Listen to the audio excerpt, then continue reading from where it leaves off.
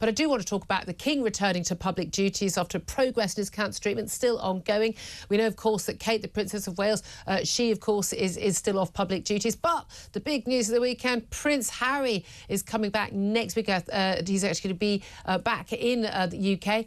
Do we know if there's enough of a rift being healed that he's going to see the King? Is he going to see Kate and William?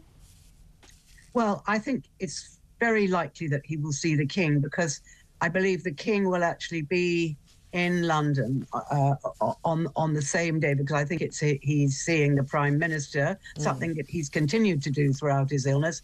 And, you know, Charles has never had a moment when he hasn't wanted to see his son. He might have been annoyed with him or upset with him. It doesn't stop him seeing him. And I'm sure that Harry will also want the publicity that's surrounding a visit with his father. That will only go down well for him. So I think that, yes, if Charles has the time, I think he will definitely see her. But there was that bizarre situation when Prince Harry obviously thought he was going to spend time with his father, and he only got like half an hour or something with him at Buckingham Palace before he set off to a royal palace, to start his cancer treatment and to recover.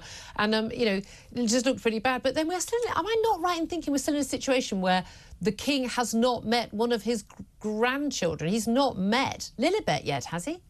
I think he has met Lilibet. He has, right. Well, she was a baby. He has met them both, but he certainly hasn't seen them recently. But I think, because he has, back-to-back appointments, even throughout his illness, he's had back-to-back appointments. It's not like you and I trying to meet somebody. It's quite difficult.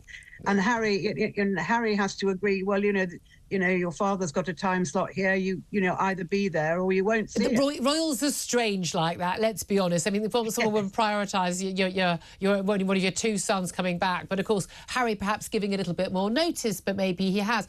And in terms of the King returning to public duties on a minimal level, I mean, look, he's an elderly man. He's recovering from cancer treatment. Now, those of us who know people who've had cancer treatment of whatever kind, it takes it out of you.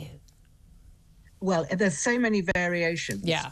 We don't know if the King is suffering from this terrible fatigue that people get. He may not be. And he's very strong. He was very fit before he became ill with his prostate.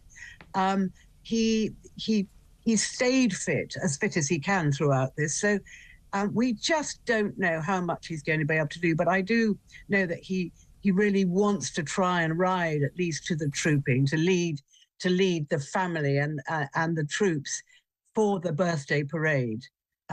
That's an aim. It's good to have something you can aim for, even if at the 99th hour he's not able to do it.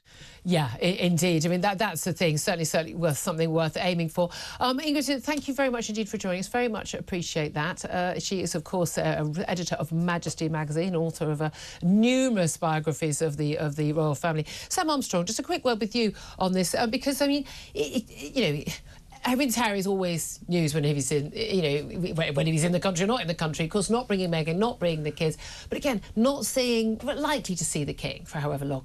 Realistically, not seeing his brother, not seeing his sister-in-law while suffering from cancer. Most families would think that these are the moments when families could come back together. The rift must be so bitter. I thought we were having a fun day. We were talking about Homes Are Useless, going, Ireland, eating stuff, and now the Duke of moaning and whinging coming back to our shores. Enough to lower the mood at the end of a fun day. We won't let him. You are funny.